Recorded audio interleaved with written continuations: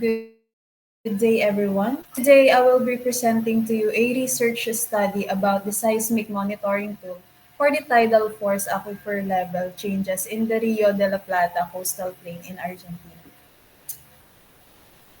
First, the overview of this research presentation starts with the introduction, next with the study area, methodology, results and discussion, and the conclusion.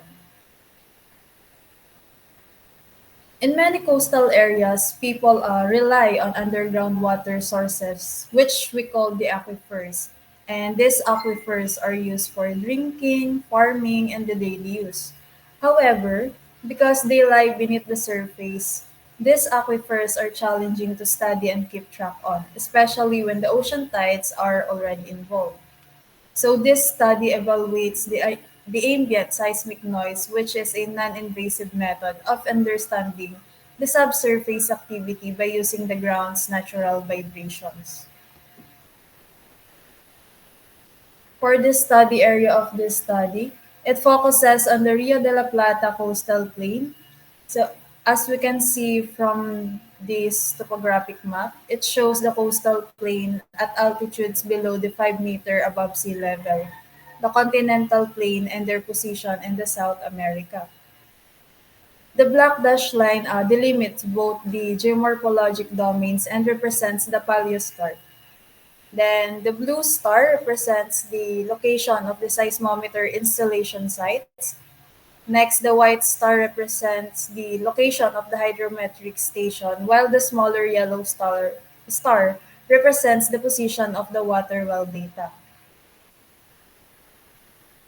For the materials and method, in this study, the researchers utilize a triaxial digital seismograph, which is the GeoBit instruments near the Ensenada, Argentina, to monitor the tidal force aquifer level changes in the Rio de la Plata coastal plain. This device was installed directly on the natural soil aligned to geographic north and situated about 3.5 kilometers from the estuary coast near channels with tidal water level fluctuations. And the data were also recorded at a 200 Hz sampling rate and synchronized via the GPS. For the data processing and signal analysis, they use the open source software Gyopsy version 3.4.2, applying the horizontal to vertical spectral ratio, which is the HVSR technique. And the seismic signals were divided into 40 seconds time windows with the additional test using up to 3,600 seconds, showing the minimal variations. And also a 10% threshold was applied to filter out the erroneous samples. For the HVSR calculations and frequency analysis, the Fourier amplitude spectra were computed and smoothened, with the horizontal spectrum derived by quadratically averaging the two horizontal components. HVSR curves were averaged across time windows using a standard smoothing method, and analysis focused on the 0.1 to 10 Hz frequency range. And the peak frequency and its standard deviation were determined from the HVSR curves to identify the subtle variations linked to aquifer level changes. Now for the results. The panel A shows the average of the HVSR curve, which is the continuous black line, and its standard deviation, which is represented by the black lines.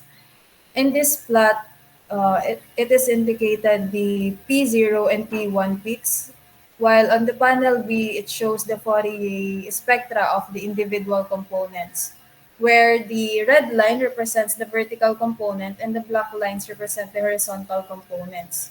And the HVSR curve obtained for the entire recording is well defined with relatively low standard deviations at frequencies above zero point 0.5 Hz, and at lower frequencies, the standard deviation increase as the frequencies decreases, especially below the zero point 0.3 Hz, although they remain in an acceptable range.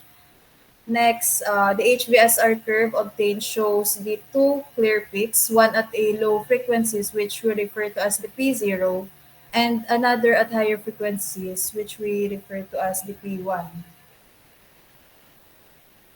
Uh, in this plot, the bottom spectrogram shows the HVSR amplitude for the zero point 0.2 to 1.0 Hz frequency range, while the top spectrogram displays the HBSR amplitude for the 1 to 10 Hz frequency range.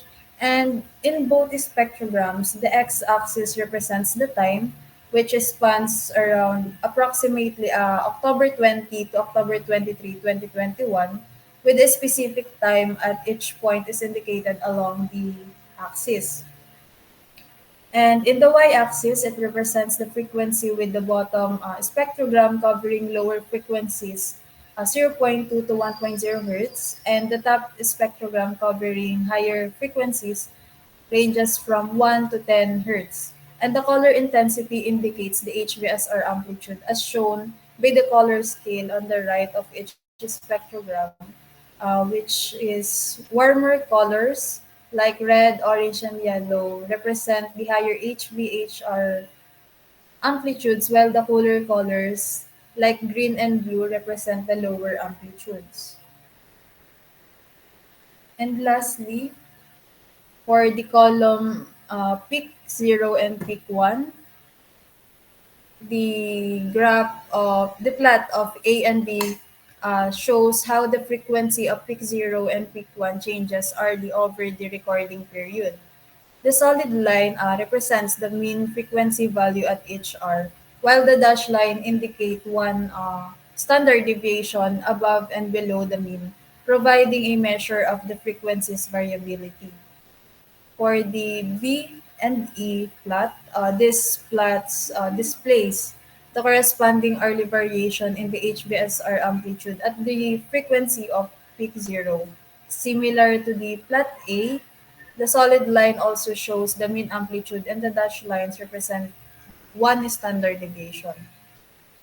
For the plot C and F, it shows the peak frequency versus amplitude, which is the linear correlation. This scatter plot shows the relationship between the frequency of peak 0 and 1 in the x-axis and its corresponding HVSR amplitude on the y-axis across all the early measurements. And the dashed line represents the linear regression fit to the data, and the R squared values indicate the strength and direction of this linear correlation. A negative correlation is also observed in this plot, which means that as the frequency of peak 0 increases, its amplitude tends to decrease, and the R squared value indicates a moderate negative linear relationship.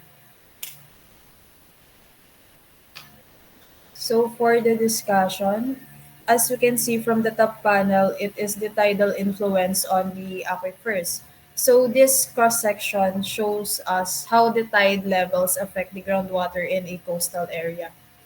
At the low tide, which is on the left side, this is the unconfined aquifer, which has a low water level, and the deeper semi-confined aquifer has low pressure. Meanwhile, on the high tide, which is on the right side, the water in the unconfined aquifer rises, increasing the load on the deeper aquifer and raising its pressure. So a semi-permeable layer in between the restricts water flow but allows the pressure to transfer. And on the lower panel, which is the HBSR changes with tides, this graph shows how the HBSR frequency, which is the color black line, and the amplitude, which is the color red, shift with the tides. So the relationship of this is as the frequency rises at low tide due to steeper sediments from a lower water table and drops at high tide as water softens the ground. Amplitude is lower at low tide and higher at high tide, which is likely due to strong contrast in subsurface properties when sediments are more saturated. So to conclude this presentation, the effectiveness of ambient seismic noise interferometry as a non-invasive method for monitoring aquifer level changes influenced by the tidal forces. The study demonstrates a clear correlation between the seismic velocity variations and tidal-induced pore pressure changes within the shallow aquifers. And by deploying a dense seismic network, the researchers were able to continuously monitor these variations and interpret them in terms of hydrological processes. So that's all for my presentation today. Thank you for listening.